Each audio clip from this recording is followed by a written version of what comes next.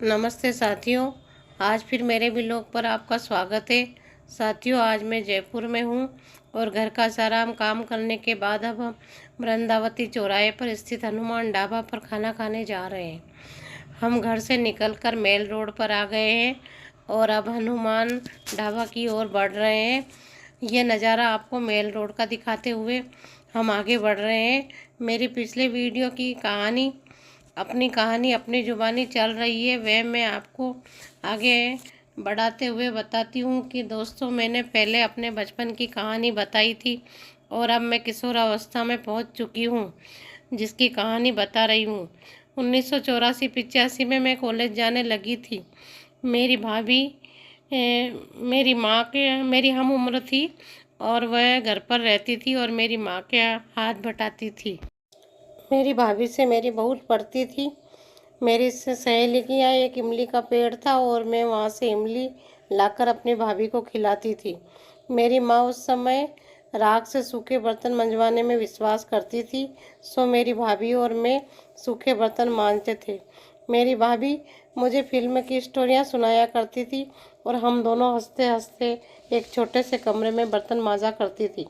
मुझे आज भी याद है, मेरी भाभी ने आराधना, सीता गीता, नियत, मांग भरो सजना, शर्मीली फिल्म की स्टोरी सुनाई थी।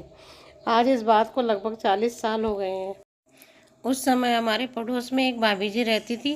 उनके पति पटवारी थे तो हम उनको पटवारन भाभी कहते थे और उनके 3 बच्चे थे, हमारे से थोड़े छोटे थे। अक्सर संडे को हमारा घूमने फिरने का मूड बन जाया करता था और खाली समय में उनके भाभी के घर चली जाया करती थी और अपना टाइम पास करती थी।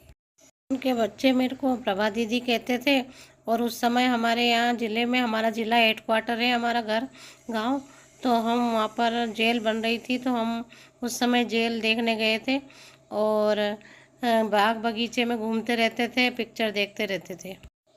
उस समय लड़कियां घर से बाहर बहुत कम घूमा करती थी, घर से इजाज़त भी नहीं मिलती थी।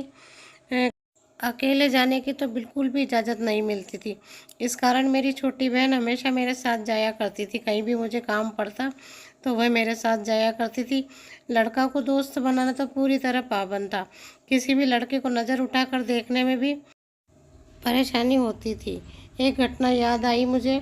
मेरे कॉलेज में चुनाव थे और एक लड़का प्रेसिडेंट का चुनाव में खड़ा हुआ था। उसने मुझसे बाज़ार में नमस्ते कर लिया तो मम्मी ने मेरी पूरी तरह इंक्वायरी की और हिदायत दी कि अब से कोई तुमसे नमस्ते नहीं करना चाहिए। उस समय मेरा भाई भी बड़ा सतर्क था। उसे हमें कोई देखना बिल्कुल भी पसंद नहीं था कि हमें कोई देखे। करते करते हनुमान ढाबा आ चुका है और हम अंदर रेस्टोरेंट में नीचे पहुंच चुके हैं और यहाँ बहुत अच्छी कलाकृति लगी हुई है। जयपुर का हवा महल दिखाई दे रहा है और सर मोबाइल देख रहे हैं और यहाँ ऊँट और डेजर्ट के भी है। झील दिखाई दे रही है, जल महल दिखाई दे रहा है। ये पोस्टर इन्होंने लगा रखे हैं। दोस्तों, राजस्थान की कलाकृति इन्होंने लगा रखी है। राजस्थान का रेगिस्तान का ऊँट और गोविंद देव जी का मंदिर और ये सामने हवा महल और खाने की टेबल और ये बनी ठनी किशनगढ़ की।